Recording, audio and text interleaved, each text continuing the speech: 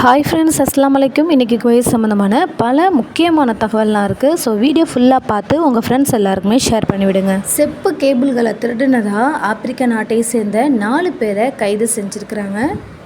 நாட்டுடைய பல்வேறு பகுதிகளில் நடத்தப்பட்ட தீவிர சோதனையின் அடிப்படையில் இந்த மாதிரி 4 நபர் கைது செஞ்சுருக்கிறதா தெரிவிச்சிருக்காங்க. அது மட்டும் இல்லாமல் அவங்க திருடி கொண்டுட்டு போய் சேகரிக்கிற அந்த இடத்தையுமே கண்டுபிடிச்சிருக்கிறாங்க. வெற்று பணியில் பயன்படுத்தப்படுற அனைத்து கருவிகளையுமே அவங்க கண்டுபிடிச்சிருக்காங்க.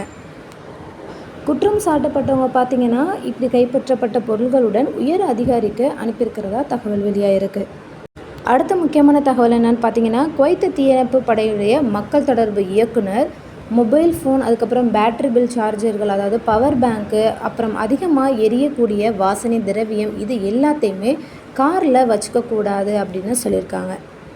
அதாவது என்ன சொல்லியிருக்காங்கன்னா, இந்த கோடை நேரத்தில் பார்த்திங்கன்னா குவைத்தில் பல இடங்களில் கார்கள் ஹீட்டுனால் எரிய ஆரம்பிக்கும் காரணமே இல்லாமல்.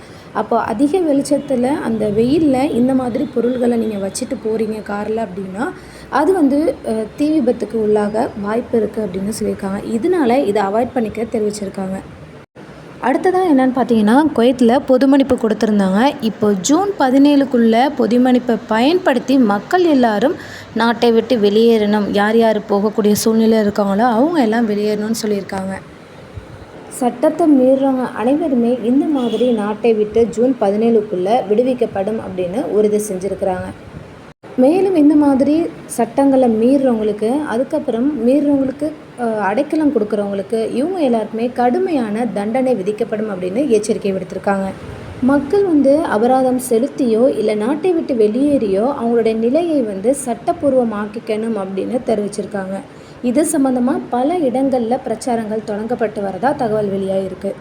இந்த பொதுமன்னிப்பு முடிஞ்ச பிறகு, அதாவது ஜூன் 17க்கு அப்புறம் பார்த்தீங்க அப்படின்னா, யாராவது கைது செய்யப்பட்டால், சட்டத்தை மீறவங்கள கைது செய்யப்பட்டாங்க அப்படின்னா கடுமையான நடவடிக்கை உட்படுத்தப்படுவாங்க அப்படின்னும், அது மட்டும் இல்லாமல் குவைத் திரும்புறதுக்கு தடை விதிக்கப்படும், அதாவது அவங்க மீண்டும் குவைத்துக்கு வர முடியாது அப்படின்னும் அவங்க தெரிவிச்சிருக்கிறாங்க. ஒருவேளை அவங்க கொடுத்த இந்த சலுகை காலத்துக்குள்ளே அவங்க நாட்டை விட்டு வெளியேறிட்டாங்க அப்படின்னா புதிய விசாவில் திரும்ப அனுமதிக்கப்படுவார்கள் அப்படின்னு தகவல் வெளியாகிருக்கு. விதிமீறல் செய்கிற அனைவருமே கொடுக்கப்பட்ட இந்த சலுகை காலத்தை பயன்படுத்தி கொள்ளணும் அப்படின்னும் கேட்டிருக்காங்க.